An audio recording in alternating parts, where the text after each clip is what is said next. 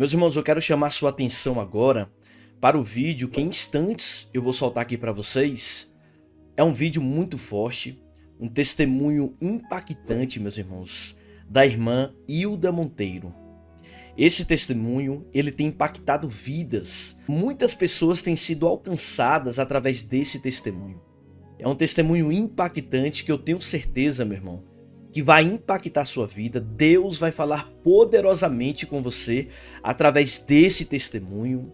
É muito forte, meus irmãos. Vocês sabem que eu sempre trago conteúdos que vão agregar a nossa vida espiritual aqui no canal. Então esse, meu irmão, é mais um conteúdo, é mais um testemunho que eu tenho certeza que vai abençoar a sua vida, vai edificar ainda mais a sua fé. Eu peço a você que já deixe o seu joinha, clique no gostei aqui, meu irmão, que eu tenho certeza que você estará me ajudando a alcançar mais vidas através desse vídeo. Então deixe o seu joinha, compartilhe esse vídeo e se você não é inscrito aqui no canal, eu te convido a se inscrever e fazer parte dessa família abençoada por Deus. Preste atenção, é arrepiante. Eu vou deixar os créditos ao canal da irmã aqui abaixo desse vídeo. Vão lá, se inscrevam no canal dela, porque é bênção, meus irmãos. Preste atenção e seja impactado agora através desse testemunho. Graça e paz. Me chamo Hilda Monteiro. Estou aqui para contar minha história. Sou mãe, sou palestrante e sirvo a Ele como evangelista. Eu quero contar tudo o que Ele fez na minha vida. Nasci em um lar evangélico, pai, mãe, crente desde pequenos. A gente cresceu ouvindo falar desse Deus poderoso, desse Jesus que faz, desse Jesus que surpreende. Desde criança eu fui marcada por várias vezes com um ato profético. Sempre aonde eu ia, sempre aonde eu estava com a minha mãe, que foi líder do círculo de oração, a dona Noêmia, sempre as pessoas elas iam ao meu encontro e sempre trazia algo de Deus. Então eu cresci sabendo que Deus tinha algo para fazer na minha vida. E na adolescência, com 16 anos de idade, eu já liderava jovens, né? Já regia, já fazia parte também com as senhoras no coral e sempre vivendo aquilo que Deus queria. Mas quando eu tinha 19 anos de idade, eu, por falta de maturidade, raiz, força, porque era tão corrido, a ida, era tão corrido o ensaio que eu esqueci do principal, que era ter raiz. Então o vento veio, a decepção veio, a frustração, e eu fiquei cheia de mágoa, eu fiquei cheia de ressentimento, e aquilo cresceu dentro de mim que me afastou da presença de Deus. Eu nunca tinha ido no mundo, eu nunca vivi nada no mundo. Até 19 anos de idade, estava com casamento marcado, com filho de pastor. Estava tudo lindo, até eu deixar entrar dentro do meu coração a mágoa, o rancor. E eu fui para o mundo, onde tudo começou. O diabo, ele já tinha preparado tudo.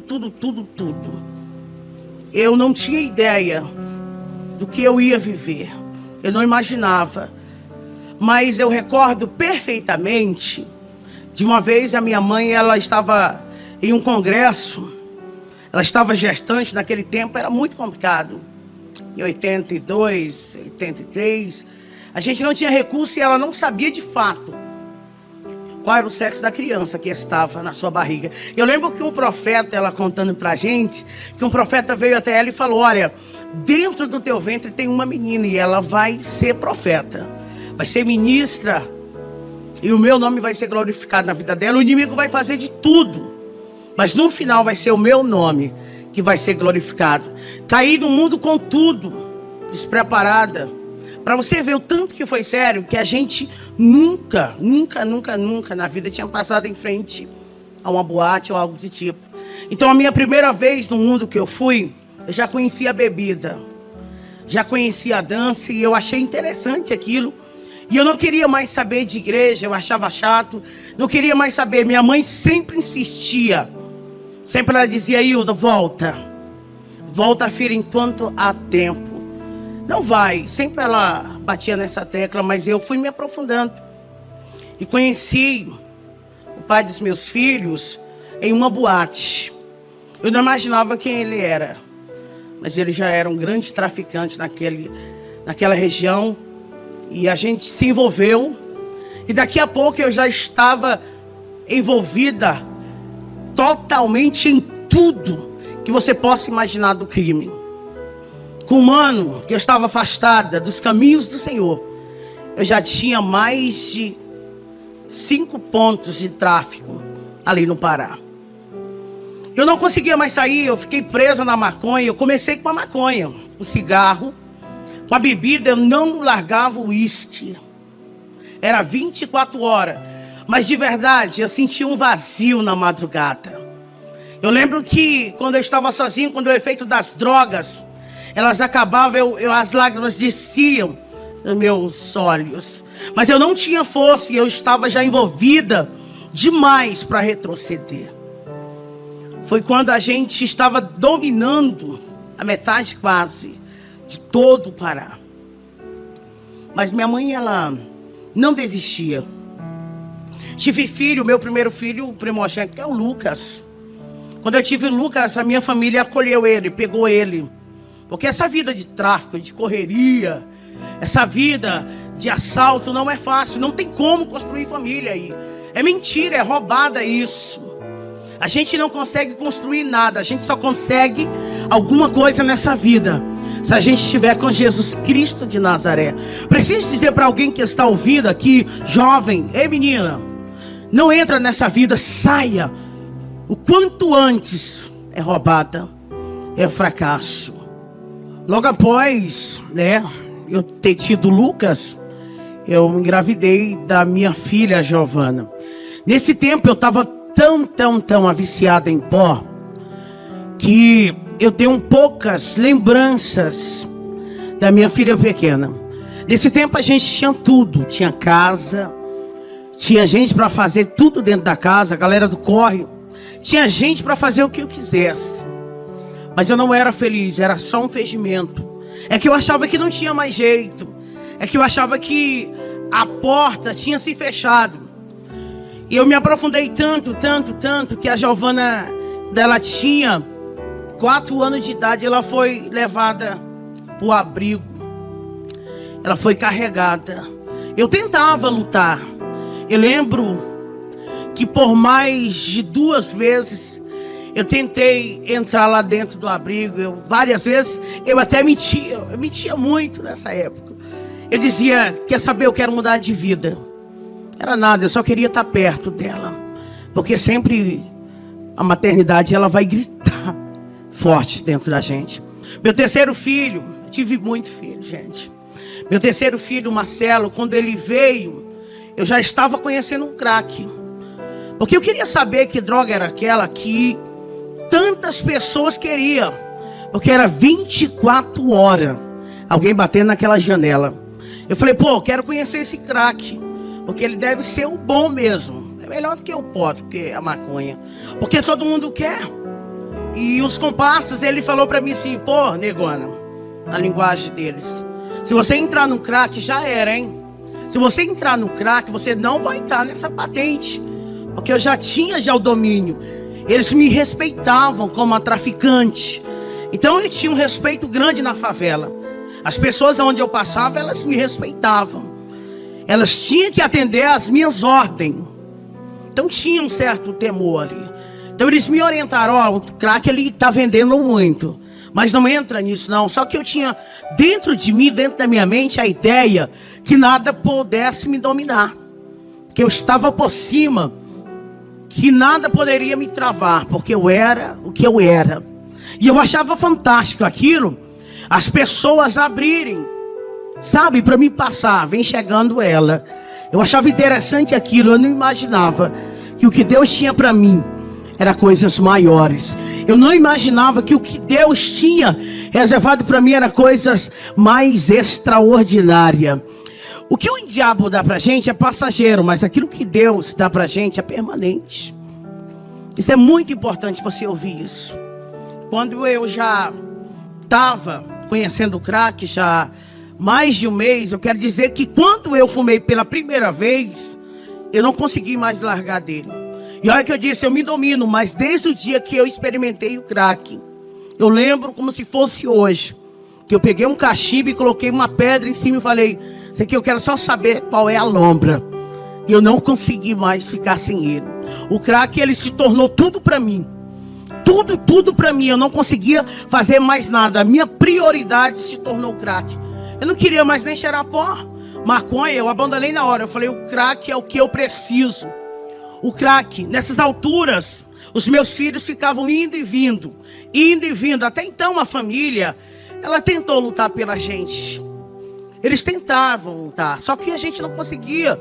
Porque quando eu me afundei no crack, quando eu conheci o crack, eu não consegui mais me dominar. Então os meus parceiros, eles me abandonaram. Eles saíram porque eu já estava sendo dependente. Agora eu já não era traficante. Agora eu era uma usuária.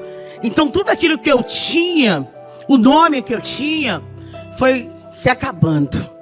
Foi se acabando porque eu não conseguia fazer outra coisa a não ser ficar com o cachimbo na mão 24 horas, era só dando ordem com o cachimbo. Então fui perdendo tudo, anel de ouro, cordão de ouro, moto. Fui perdendo posicionamento. E o muito interessante isso aqui, gente. A catraca, ela roda.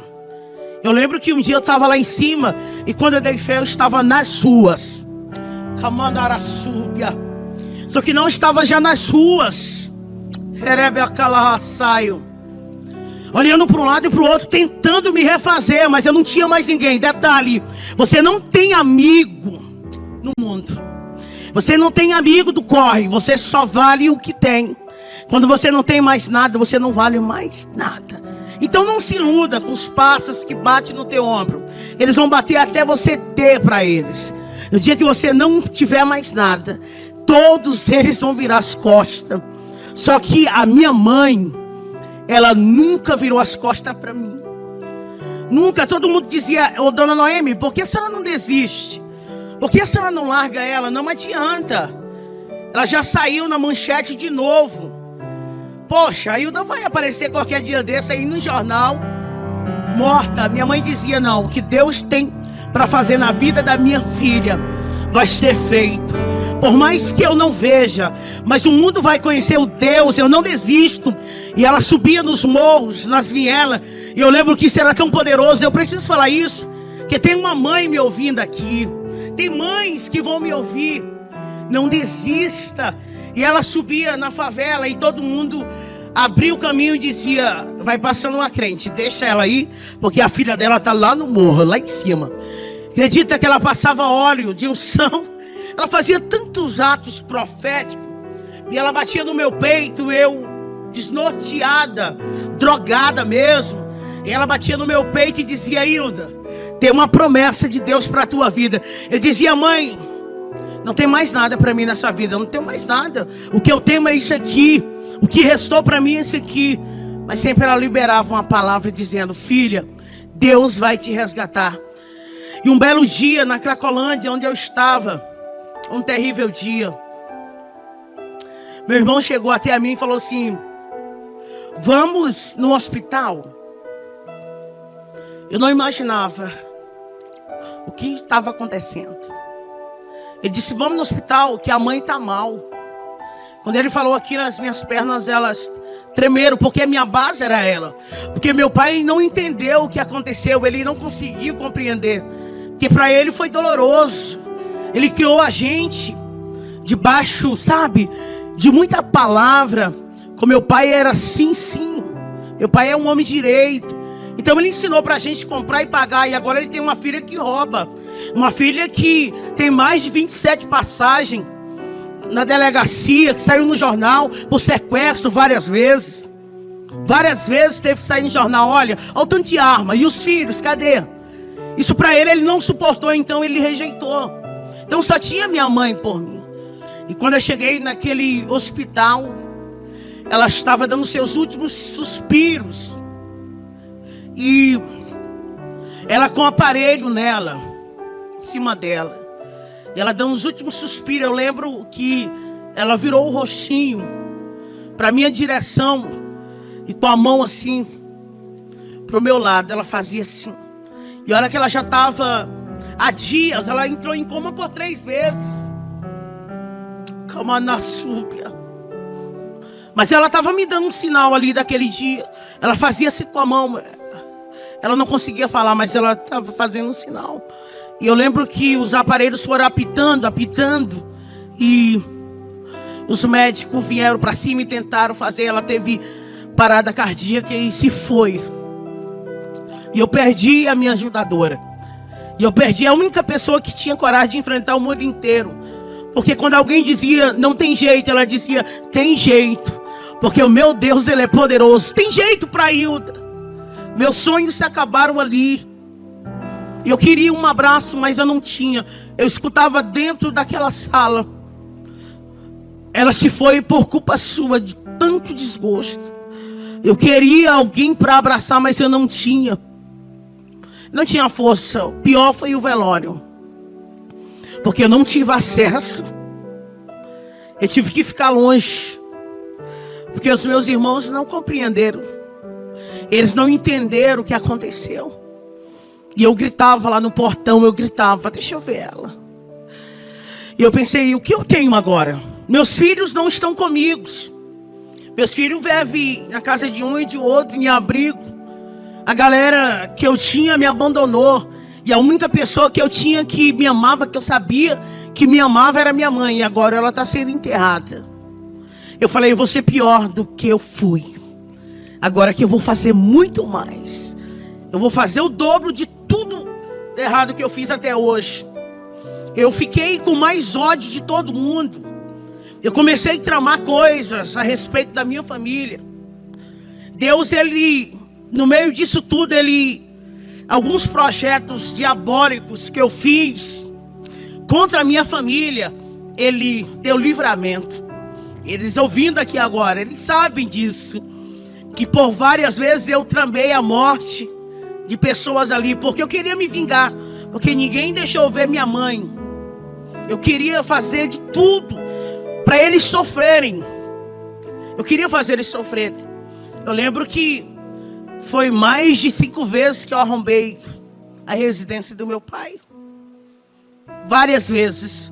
Outras vezes eu ficava só dando sinais para alguns entrarem. Mandassúbia. Mas eu pensava que estava no fundo do poço. Eu não imaginava que tinha mais coisas ainda tristes para mim viver. Como eu já disse, eu estava sem ninguém. Estava só, mas ficou a minha irmã. A minha irmã, ela começou a se compadecer de mim. E ela começou a fazer o que minha mãe fazia. Levava comida, que eu passava dias sem tomar banho. Eu estava num estado de rua aqui agora. Eu estava muito dependente do crack. Amor, eu sentia vontade de ver meus filhos, mas eu não tinha força. Eu sentia vontade de um dia reconstruir tudo, mas eu não tinha força. E eu só pensava nela. Mas eu lembro que ela tentou refazer tudo que minha mãe tinha feito. Mas o pior também aconteceu. Parecia que tudo de ruim estava acontecendo na minha vida. Aquela vida maravilhosa que eu tinha se acabado. A ilusão. Cadê aquela vida que eu tinha, aquela cama fofa, que agora já estava dormindo na rua? Cadê, gente? Cadê os carros? Cadê os pássaros? Não tinha mais ninguém, só tinha ela. Mas ela também morreu. Ela também se foi. O que é essa agora? O que fazer agora? Eu pensei que estava pior. Eu descobri que eu estava grávida. Não vi a criança crescer. Não vi a criança se mexer. Não vi nada disso. Um dia, eu comprei 10 gramas de crack e falei, hoje eu vou fumar tudo isso e depois eu tirar minha vida. Eu quero pelo menos ter uma overdose. Eu injetava na veia. Eu falei, eu vou fumar tudo isso e depois eu tiro a minha vida. Por que viver? Eu lembro que eu fumei, comecei meia-noite. E quando o dia estava amanhecendo, o dia quase amanhecendo, na Cracolândia, um monte de gente correndo para um lado e para o outro, eu comecei a sentir contrações. Eu não sabia o que era aquilo. Eu estava grávida da Vitória. E eu não sabia, 9 meses. Eu vim descobrir que eu estava grávida no dia que eu tive ela. no meio do nada. Só tinha moradores de ruas. Quando eu senti aquelas dores. E ela nasceu pequenininha, 2 quilos, no meio do lixo. Ela nasceu envolvida naquilo. Eu não tive força nem para pegar ela, eu não tive reação. Alguém correu e veio: pô, a negona tá tendo filho. Começou a gritar e o povo começou a aglomerar ali. E eu não consegui nem me mexer, fazer nada. Eu lembro que alguém cortou o umbigo ali e pegou aquele pacotinho, aquele bebê, e arrancou assim. Ela estava dentro daquela bolsa e tirou. E alguém falou: é a menina. Eu falei: ela tem que ser chamada Vitória, porque ela é uma vencedora.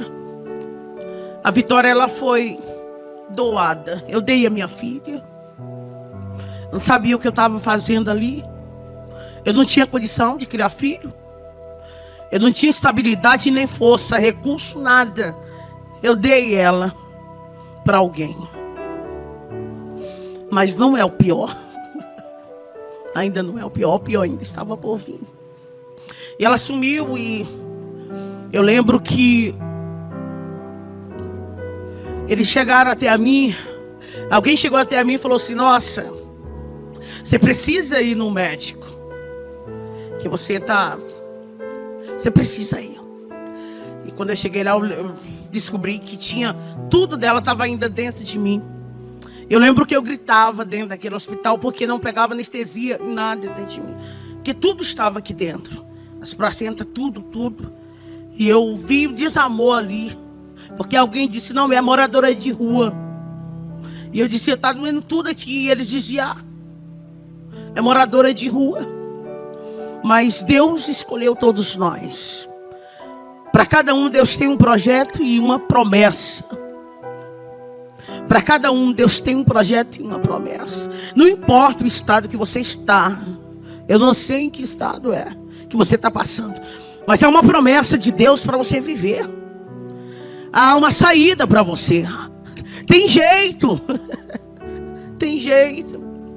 Quando eu voltei dali, eu fui convidada para fazer um assalto. E eles disseram para mim: ó, negona, eu quero te dar uma chance, viu? Nós queremos te ajudar de novo, sabe? Você vai ficar observando agora. Você vai ser aquela que vai estar olhando. Nós vamos meter o bicho ali e você vai ficar observando tudo. Se sair tudo bem, nós vamos lutar com você e vamos tentar te trazer para a galera. Nós era 9, eu era a única mulher. Eu falei: não, eu só quero uma chance para me provar que eu tô bem. É porque eu tô mal. Isso, eu estava com 45 quilos na época, quando eu estava no estado de rua. Meus filhos, como eu disse, estavam rodando.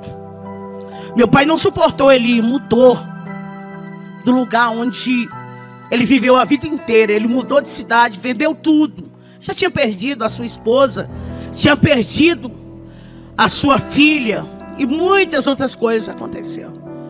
E ele mudou e disse: fala para ela, se um dia ela aparecer aqui, que eu não tenho filha ladrona.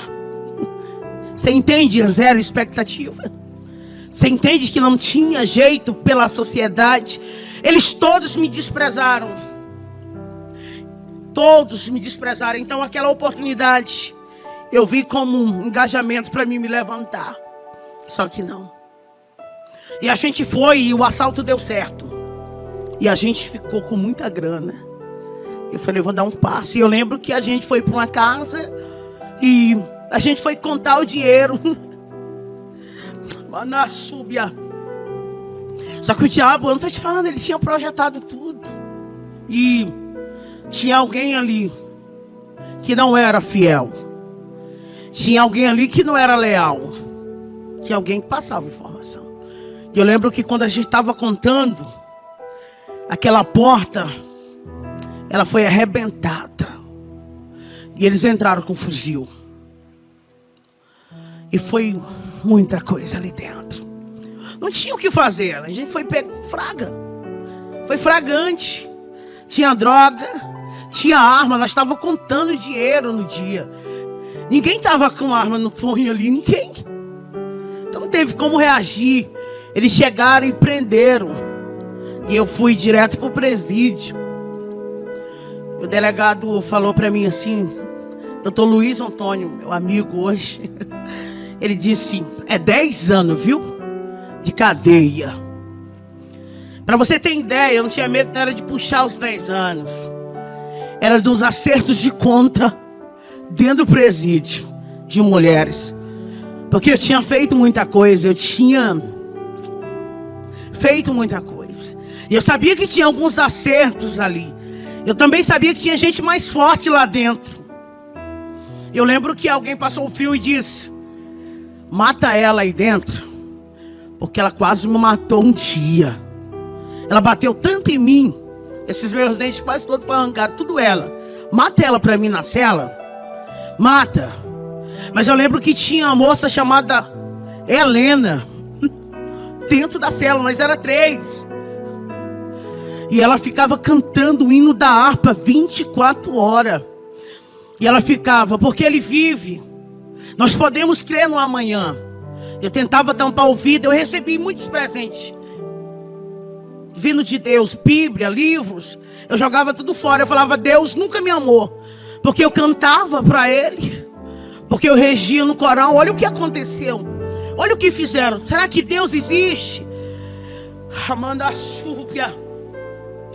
E a ordem vinha lá do outro pavilhão, mata ela, mata a negona. E as outras duas até pensaram, vamos pegar um chuncho. E na hora que ela deitar de bruça, a gente chega bem no peito. E pronto, a gente dá uma chunchada nela. Só que a Helena era mistério de Deus dentro da cela. Porque quando a notícia chegou, ela disse, ela não, Deus tem algo para fazer na vida dessa negona aqui, ó. Nossa, eu vejo ela com uma potência, sabe? E eu consegui. E eu lembro que com 15 dias me chamaram de novo.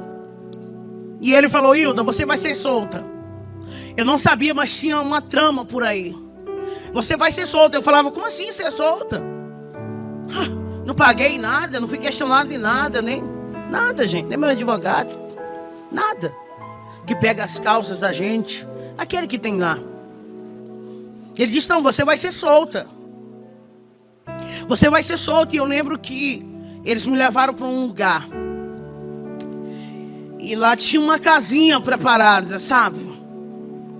Eu lembro que eles fizeram eu... Aleluia. Beber muita água de esgoto ali naquele dia. E tive que ser pisada ali. Mas não era o fim da humilhação. Não era o fim da humilhação. Eu lembro que alguém disse, vamos acertar aqui. Sempre tinha alguém que vinha com uma resposta de Deus. Eu lembro que o fuzil estava aqui, ó, aqui. E eu fechei os olhos para sentir o estralaço. E alguém disse, faz isso não, deixa. Deixa que com eles se viram. Em outra palavra, deixa que eles mesmos se matam. Não vai girar um dia, não vai durar um dia. E eu vim para um bairro, que era uma favela chamada Frigorífico, uma das mais respeitadas da época lá, de Redenção. E quando eu entrei ali, doida para fumar crack, doida, eu queria só crack. E a gente foi lá para o lugar onde eu tive a vitória, lá para Cacolândia. E quando eu cheguei, minha cabeça estava valendo já. Minha cabeça já estava valendo, porque até então ninguém sabia quem tinha sido aquele informante. E o informante tinha uma parceria, ele falou, vamos jogar a culpa nela? Porque aí eu saio de boa. Então você sabe como é que é lá. Você sabe como é que é o X9. Então minha cabeça estava rodando e eu sem saber de nada. Sem saber de fato quem era. E alguém falou, negona, foge daqui porque tua cabeça está valendo pedra. Está valendo 3.000 e muitas pedrinhas. Foge daqui. Só que quando ela disse isso, alguém disse, Hilda, negona, vem cá, chegou uma da boa. Vem fumar com a gente. E ali estava o esquema para minha execução naquele dia. E eu fui, meu coração bateu, adrenalina, eu queria fumar. E eu lembro que eu sentei de um lado de uma garota e do lado de outra. E o cara que estava já com o esquema da execução ficou em pé. Porque ele tinha que dar sinal para os caras virem na hora, que eles estavam de moto do outro lado. E ele falou para mim: fuma tua última pedra aí, negona. Eu senti a morte ali, mas eu não estava nem aí mesmo. Não tinha mais nada. E eu senti ela tão perto de mim. Senti algo frio, tenebroso, mas eu senti também algo diferente ali. E quando eu puxei, liguei o isqueiro e puxei para fumar aquela pedra, ele fez assim. E aqueles caras vieram. E aí chegaram bem na frente e um disse na cabeça. Atira na cabeça. E eu lembro que eles estouraram 12 disparos.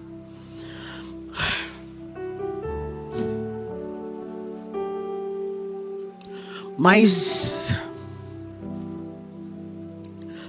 tinha um escudo ali, bem na minha frente, sabe? E eu via os fogos.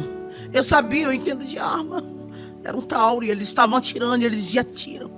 E eu lembro que uma caiu em cima de mim e a outra em cima, e a gente caiu. E eu sentia só queimar. Mas de repente eu tô levantando e eles disseram: corre, que a polícia foi acionada. E eu consegui me levantar com elas em cima de mim. Eu peguei uma que estava grávida, ainda consegui correr para a rodoviária. E hoje eu passo lá e fico tirando foto. E eu corri para a lanchonete, deixei aquela menina ensanguentada, mas nenhuma bala entrou, só tem as marcas. Nenhum entrou. E eu corri para cima de um morro e fiquei lá por 3 dias no Serrinha, sem saber o que estava acontecendo. E eles virou notícia de jornal: morreu uma grávida e uma baleada. E aquele que armou, ele morreu também. E eu estava viva, sanguentada, meio do mato. Foi 3 dias, mas com 3 dias eu não aguentei. Eu tinha que beber água. Me deu fome, eu não estava noiada. Eu tinha que descer e eu venho descendo. Na Otávio Batista Arantes, no setor Serrinha. Eu venho descendo, 9 horas da manhã. Quando vem aquelas irmãs no círculo de oração, elas estavam saindo da igreja. E uma marchou e disse para mim no meio da rua: foi eu que te dei livramento. Manassorihebia Candarábia. Foi eu que cuidei da tua vida. Ei, Deus manda eu te dizer: sai dessa cidade ainda hoje. Foge, porque está tudo preparado. Eu tenho algo preparado, mas hoje Deus disse: você precisa sair. E ela me deu um dinheiro que estava dentro da Bíblia, era R$20, nunca vou esquecer. E ela orou por mim e eu falei em pensamento. Eu falei: claro, ela está dizendo isso porque saiu no jornal. Lógico que eu estou só o sangue, por isso que ela está dizendo sobre morte. E ela disse: por que tu está pensando isso?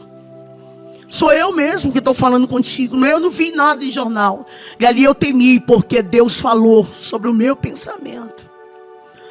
Eu corri, falei: vou despedir do meu pai. Eu vou pedir perdão para ele. E vou me embora daqui. E vou tentar recomeçar. Depois eu volto atrás para pegar eles. Eu preciso e eu fui.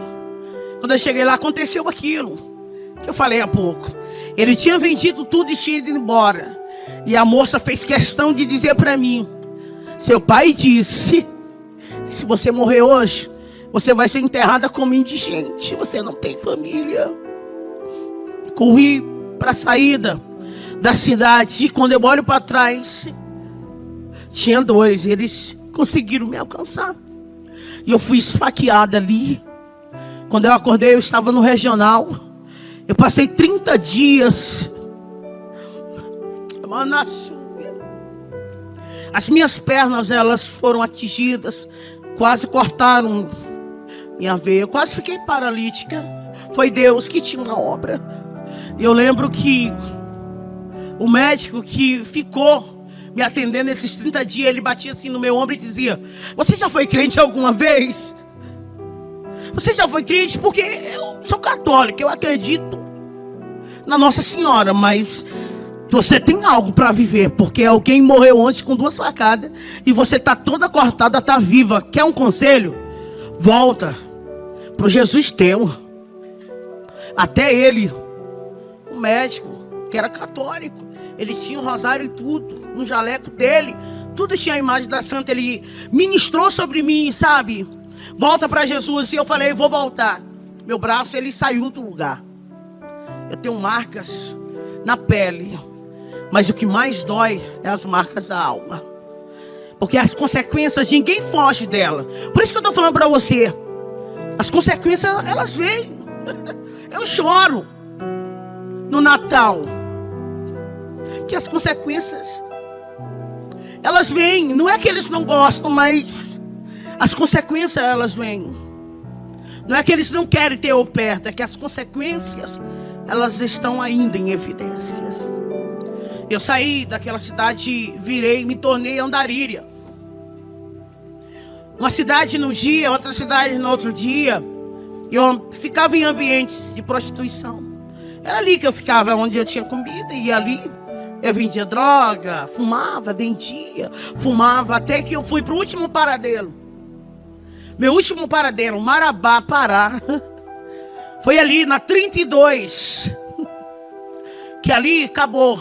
Não tinha mais força para nada. Então minha droga era o Tine. Quando não tinha, eu ficava cheirando cola. E eu só ficava pedindo esmola na porta da rodoviária. Eu preciso falar para alguém aqui. E várias vezes eu via os pastores entrando na rodoviária, missionários, e eu ficava olhando para eles, querendo ouvir uma palavra. Eu queria ouvir deles assim: ei, Deus te ama. Ninguém falava nada. Seja diferente. Seja diferente. Comece a olhar para a alma de alguém. Comece a enxergar o interior, não o exterior. Tem alguém pedindo socorro e você passa e não vê. Mandaga súbia.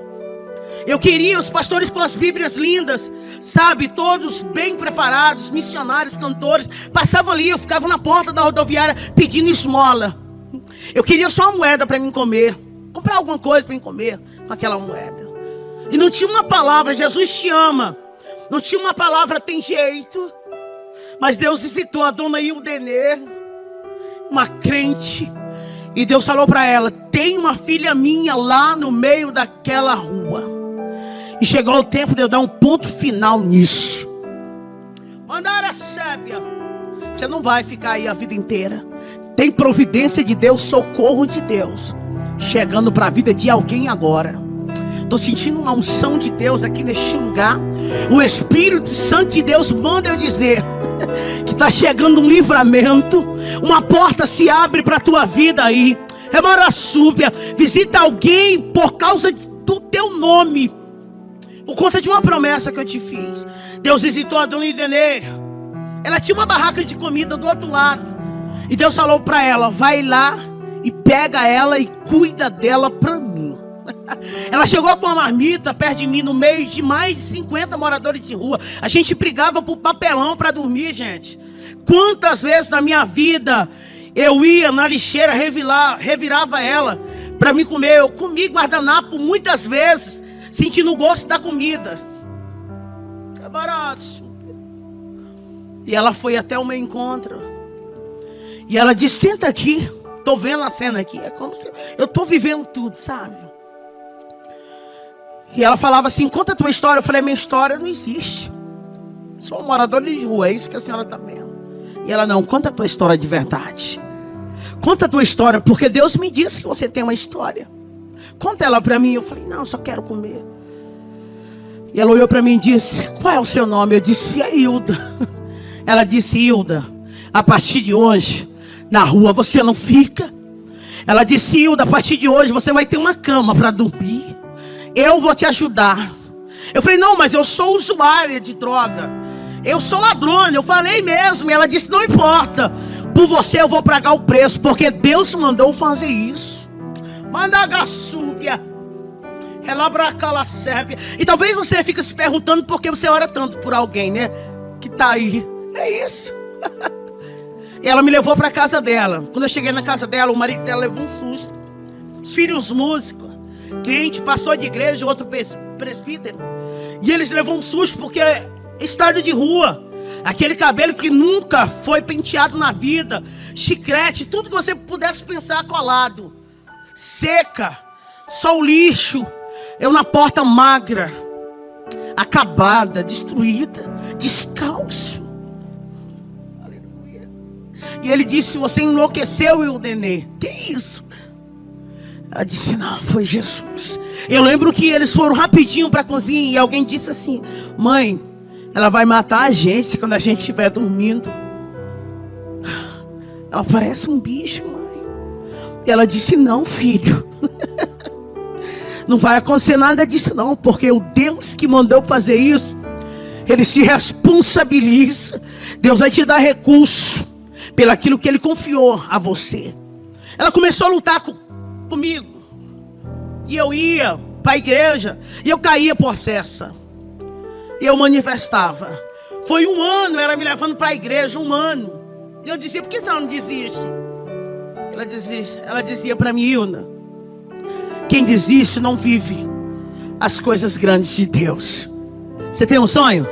Não desista, porque só aquele que persiste vai viver o que mais ninguém viveu.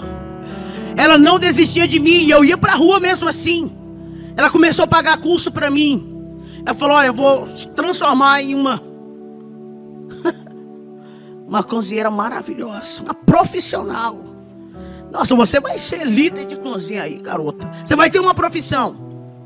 Que as meus sonhos tinham se acabado lá com 19 anos. Meu sonho de ser médica que eu tinha lá, com 19 anos eu entreguei ele. Eu comecei a fazer cursos e cursos e cursos. Daqui a pouco não é que eu estava profissional mesmo. E não é que eu me tornei chefe mesmo de cozinha, gente. Eu comecei a liderar pessoas. E eu já estava criando fórmulas, já estava com aparência melhorada. Isso já tinha mais de 2 anos. Sem notícia nenhuma dos meus filhos, nada. Sem saber onde eles estavam, meu pai, nada. Eu estava me erguendo. Mas o crack, eu não conseguia largar o crack. Eu não conseguia. Eu tinha um salário bom ali. Só que quando eu pegava o meu pagamento, eu dava uma parte para ela e a outra eu ia me drogar. E eu chorava muito depois que eu ficava drogado. Eu chorava porque Deus me dá tanta chance e eu jogo todas. Todas as chances que Ele me dá, eu jogo fora. E um dia eu fui em um traficante. E ele falou para mim assim: por que você não larga essa vida? Por que você não larga essa vida? Eu vou te dizer uma coisa. Aqui no meu ponto, eu não te vendo mais nenhuma pedra de crack. Porque você tem algo diferente. Por que você não larga essa vida? Até ele falou assim: você tem um jeito diferente. Aqui você não compra. Aqui nessa folha eu vou falar para todo mundo: você não vai mais comprar. Sai dessa vida. Eu fui em outro. Para resumir tudo aqui. E ele me vendeu. E eu saí e ele falou para mim algo assim: ó, hoje é sexta-feira. E você sabe que está matando muitas mulheres aqui. Foi um alerta ali. Você sabe que aqui está amanhecendo todo dia 6, 7. Não vai pela rua tal não. Para não ficar, eu estou te dando esse conselho. Só que aquilo foi algo tão tentador, por conta da adrenalina que o crack faz a gente sentir, que eu falei: nossa, essa rua, o que tem lá? Eu fiquei pensando, e o diabo, ele estava ali. E ele falou: boba, vai por ela mesmo, que é bem perto. Você não está doida para fumar? Então corta um atalho. Porque se você for por aquele caminho, você vai demorar a chegar. E eu sei que você quer fumar, então vai por esse. Eu não sabia, mas ali era um ponto de desova humana. Ali eram os acertos de conta ali naquela rua. Tinha uma ponte, uma rua negra. O nome da rua, até hoje, isso existe, todo mundo sabe do que eu estou falando. É a Rua da Morte. E a ponte é batizada como a Ponte da Morte. E o diabo disse: passa, porque era a última cartada dele. Que ele tinha feito de tudo já para me tirar a vida. Só que a minha vida era do Senhor. Ele fez muita coisa, só que na minha vida Ele nunca tocou. E quando eu vou passando na ponte, louca para fumar descalço, porque eu já estava vivendo as loucuras da reação do crack. Eu quase perdi esse meu dedo aqui, porque eu ficava fazendo assim no asfalto. Eu puxava o cabelo, eu via pessoas que não existiam. Ninguém sequer tinha coragem de fumar uma pedra comigo. Porque logo que eu fumava, eu ficava agressiva e atacava todo mundo. Eu lembro que eu batia, eu corria, eu tirava salto no meio da pista. Eu puxei os meus cabelos todos aqui. Isso aqui já é um trabalhar de Deus. Isso tudo que você está vendo aqui é Deus sendo glorificado em uma história de alguém que era improvável, mas venceu por conta de uma promessa. E no meio daquela ponte tinha alguém terminando de desovar um corpo. Eu lembro que o isqueiro dele foi aceso e ele estava com uma arma desse tamanho, uma arma branca, um facão, e aquele corpo estava todo já cortado. Estava tendo uma execução. Eu lembro que eu parei no meio daquela ponte da 28, em Marabá. Eu dobrei meus joelhos porque eu estava pisando nos órgãos dela ali no meio da ponte. Estava fazendo um barulho, o sangue pingava na água e fazia tchá. Quando eu olhei, que ele riscou o isqueiro de novo, só estava daqui para cima. Ele tinha cortejado a menina. Saiu no jornal isso tudo. Isso aqui saiu no jornal, isso aqui não tem como esconder isso aí. O mundo viu, o Pará viu. Foi um acerto de conta. Porque alguém namorou alguém que não podia. Cuidado, filha. Ouça sua mãe e o seu pai. Ouça os seus líderes. Não, amigos que te arrancam da presença de Deus não são amigos. Porque amigos, eles te aproximam de Deus, não tiram você de perto dele. E eu dobrei meu joelho ali e eu comecei a chorar. Aí eu lembrei dos hinos que minha mãe cantava. Eu lembrei da gente caminhando no trieirinho na roça, na súbia, indo para uma igrejinha de palha, adorar o Senhor e aprender na escola dominical. Eu comecei a lembrar dos meus filhos. Eu falei, poxa, eu dei uma filha, nem expectativa um dia de ver, de falar para ela assim, pô, sua mãe fez isso, sem consciência. E o Lucas, que tanto sofreu por mim, meu filho mais velho, porque ele tinha que aguentar dos coleguinhas que a mãe ela era a dona. Aí ele tinha que ouvir dos coleguinhas, ih, filho de peixe, peixinho é, cuidado com ele. E eu lembrei do meu filho, como eu não vou poder abraçar ele e dizer, filho, perdoa a mãe. Como que eu vou olhar para Giovana? Eu queria ter essa oportunidade. Foi um filme ali no meio daquela ponte. Eu lembrei daquela profeta de manhã. Eu lembrei daquele médico. Eu lembrei de tudo. Mas não tinha mais jeito. Estava eu em um corpo e alguém matando. Tinha terminado, perdão, de matar alguém. Não tinha para onde eu sair. Não tinha luz. Não tinha pessoas. Não tinha casa ali perto. E eu falei para Jesus no meio da ponte. Eu sei que o Senhor me deu a oportunidade. Eu queria tanto ali ter abraçado meu pai e falar, pai, perdoa pela vergonha que eu fiz o Senhor passar. Perdoa pelas vezes que eu lhe roubei. Eu queria abraçar e falar para os meus irmãos, eu amo vocês. Eu queria ter feito, mas ali não tinha mais jeito para mim. Eu achava que acabou. Era a última chance. Acabou. Eu lembro que eu aqui com as 3 pedrinhas de caque na mão, eu falei, Deus, me dá uma chance, que eu não vou te desonrar. Aí eu falava, eu dizia, eu sei que você não vai me dar mais, porque tu me deu milhares. Eu fui esfaqueado, eu fui atirado, eu fui baleado, e eu vivi, e eu não olhei para ti. Eu abaixei a cabeça e senti uma presença diferente. Eu falei a ele, ele vai só arrancar minha cabeça. E eu ainda fiz assim, eu lembro, eu fiz assim. E respirei e falei, Deus, me perdoa.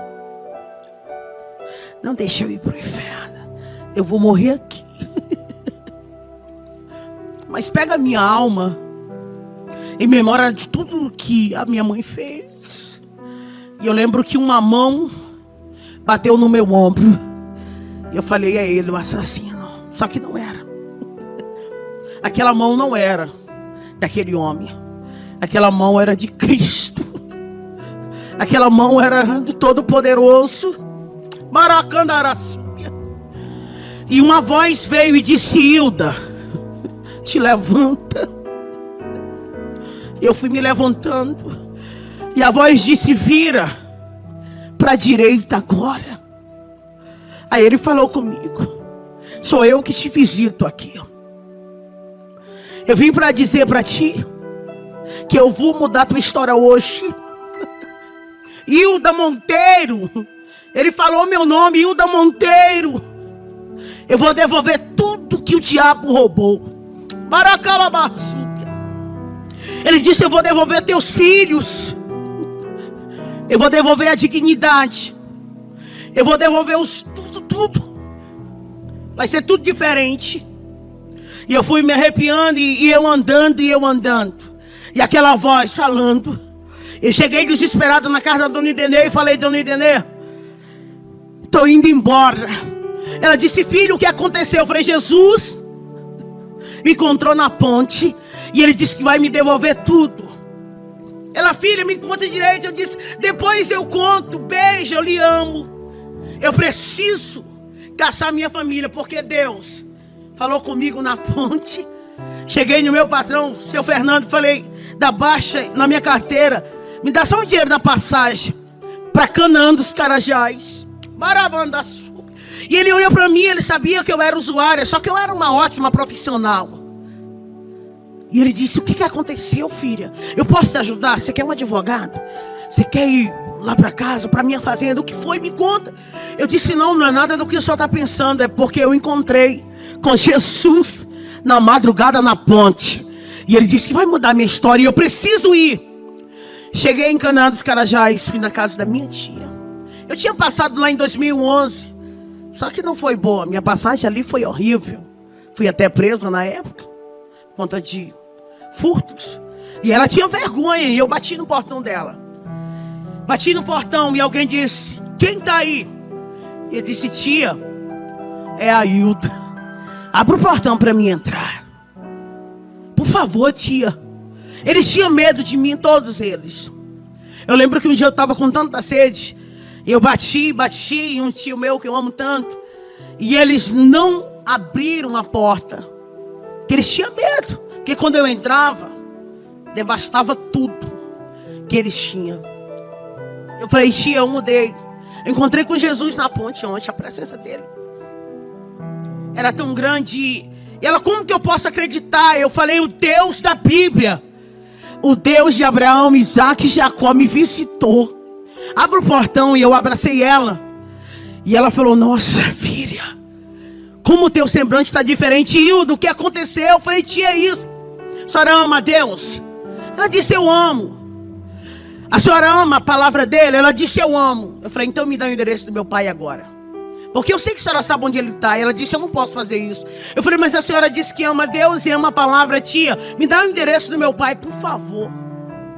E ela, não, minha filha, eu não posso fazer isso. Eu falei para o Teodoro, eu não posso, porque ele disse que se alguém desse o endereço dele, Hilda, eu não posso fazer isso. Eu disse, tia, por favor. Por favor. E ela, chorando, falou, filha, pega o endereço. E eu peguei uma moto e fui para um mototáxi, fui parar lá, naquela rua, naquele endereço. E o dia já estava indo, era quase 5h30. E eu lembro que eu bati na porta da casa. E de repente a janela foi se abrindo. E apareceu um senhorzinho com os cabelos brancos. E ele deu um grito, Lucas, corre e abre a porta, porque a tua mãe está viva. Amara Sébia. Jesus já tinha feito tudo por mim. Jesus tinha visitado meu pai, gente. E Deus tinha dito para ele, abraça ela, porque agora uma nova história, Rebanassúbia, eu faço para Hilda Monteiro. E ele me abraçou e disse, filho, o que é meu é teu, a minha casa é tua. Filha, com 1 ano, eu encontrei os meus filhos. Eu achei a Giovana no abrigo. Foi tão lindo que as pessoas se disponibilizaram lá no conselho tutelar para me dar todo o suporte que eu precisava, o recurso para me buscar meus filhos. Quando ela me viu, ela disse, mãe, a senhora veio me buscar. Mãe, a senhora veio me buscar. Eu falei, filha, eu vim te buscar. O estado que ela estava era deplorável. Peguei meu outro filho, o Lucas, a gente já estava tudo junto. E a gente começou a viver tudo que Deus disse que a gente ia viver. E Deus começou a fazer as coisas crescerem. E minha casa estava bem. E eu comecei a entender o que era propósito e chamada. Então eu conheci a palavra de verdade e eu me apaixonei. E eu comecei a pregar, comecei a cantar novamente. E eu cantava e eu pregava e Deus dizia: conta o que eu fiz na tua vida. E eu comecei a ficar em guerra e falando: Deus, o que eles vão falar?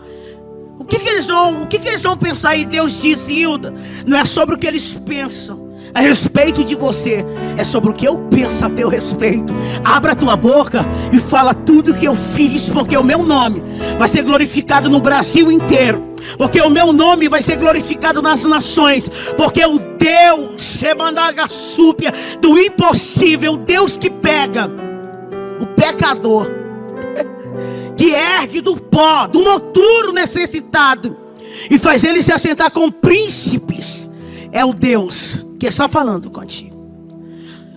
Bem, estava fluindo tudo. Só que eu queria encontrar a minha filha. Aqui eu dei ela. Estava tudo lindo, eu com os meus filhos. E eu comecei a me dedicar, fazer tudo.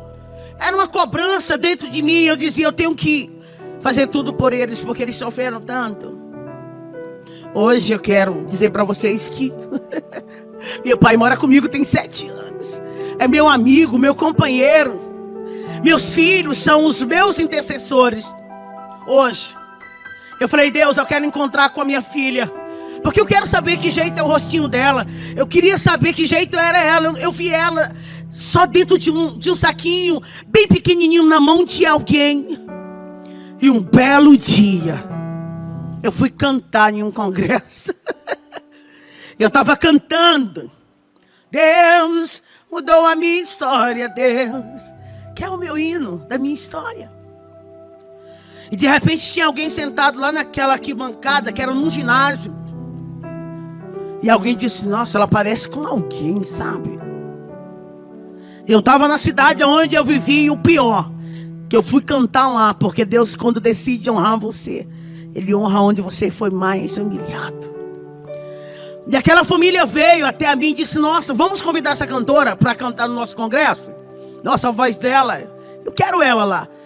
Aí aquela menininha veio com eles. Eu não sabia, mas era a família da Vitória. Era minha filha ali. E ela falou: como é que eu faço para te levar data tal, dia tal, para cantar no congresso? A senhora prega também? Eu falei: prego. Aí quando ela estava falando comigo, eu olhei para ela. Aí os meus olhos começaram a encher de água. E alguém disse: mãe, ela parece demais com aquela moradora de rua, Maraçuga. Mas ela não é daqui. Aí eu falei: mas eu morei 30 anos aqui. E um dia eu dei minha filha aqui.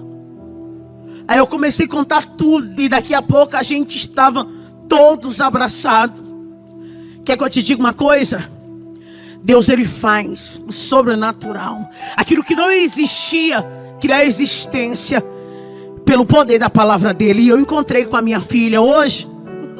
Ela manda aqueles áudios para mim, sabe? E fala: mãe, eu te amo.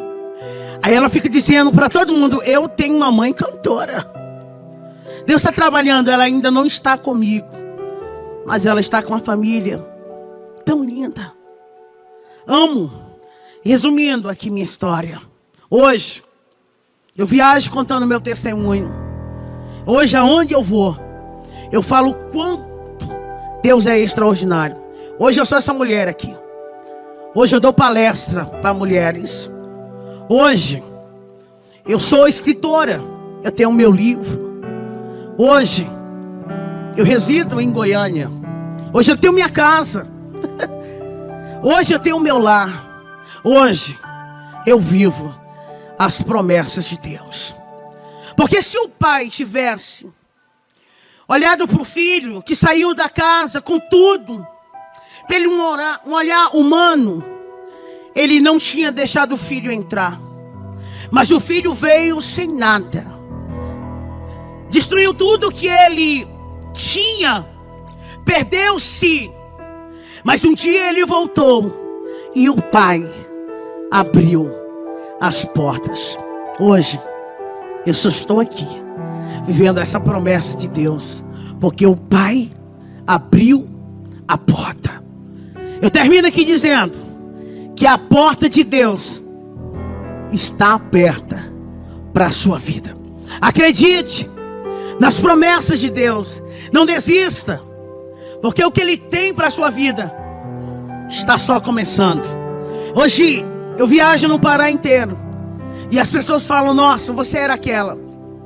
Hoje nós estamos aqui para viver esse sonho que um dia Deus sonhou. Eu encerro dizendo: muito obrigada, meu Deus. Hoje eu estou restituída. Hoje eu estou vivendo tudo que minha mãe chorou um dia e profetizou. Não desista, porque Deus é fiel.